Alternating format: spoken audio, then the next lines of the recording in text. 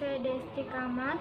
Di video ini saya akan memaparkan evaluasi cara mengkonsumsi obat-obatan di bulan suci Ramadan. Berbicara tentang obat-obatan, tentunya terfokus pada aturan pakainya, seperti 3 kali sehari, 4 kali sehari, sebelum dan sesudah makan.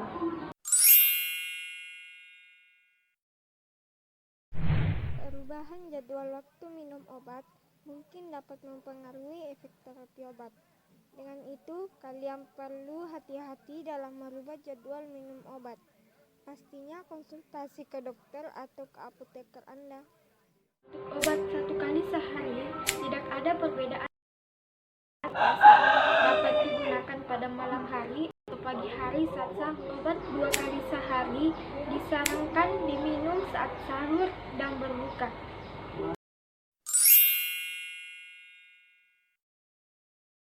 Untuk obat yang diminum 3-4 kali sehari ada 2 langkah, diantaranya 1.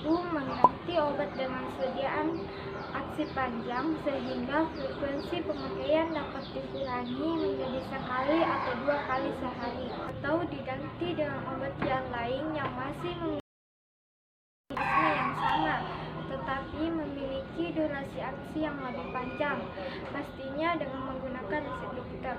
Contohnya, kapropil obat hipertensi yang biasanya digunakan 2-3 kali dapat diganti dengan lisinopril yang hanya digunakan 1 kali.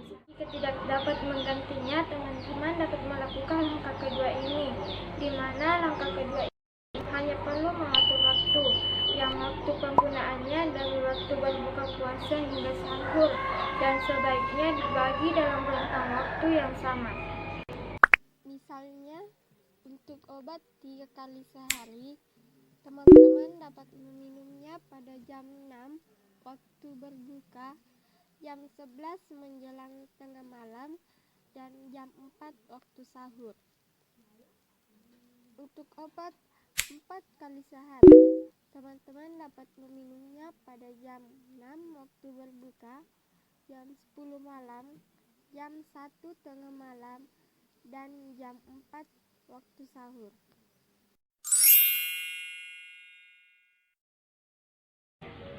Obat yang diminum sebelum makan artinya obat yang diminum sekitar 30 menit sebelum makan. Jadi kalian dapat menggunakannya sebelum makan sahur atau berbuka. Obat yang sesudah makan artinya kondisi lambung berisi makanan. Kira-kira sampai 10 menit setelah makan besar. Ada obat yang harus diminum tengah malam sesudah makan, maka perut diisi dulu dengan roti atau sedikit nasi sebelum minum obat.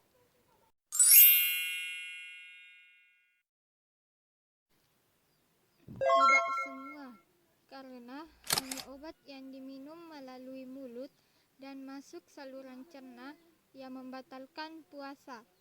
Sedangkan di sisi lain ada sediaan obat yang tidak diminum melalui mulut dan masuk saluran cerna, antara lain obat yang diabsorpsi melalui kulit seperti salep, krim, plester, obat yang disuntikkan melalui kulit, otot, sendi, dan vena, kecuali pemberian makanan melalui intravena, obat tetes mata dan telinga, obat kumur sejauh tidak tertelan, obat yang diselipkan di bawah lidah.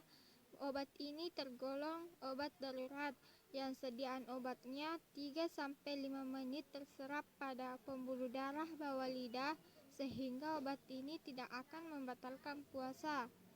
Pemberian gas oksigen dan anestesi. Obat yang digunakan melalui vagina seperti suppositoria.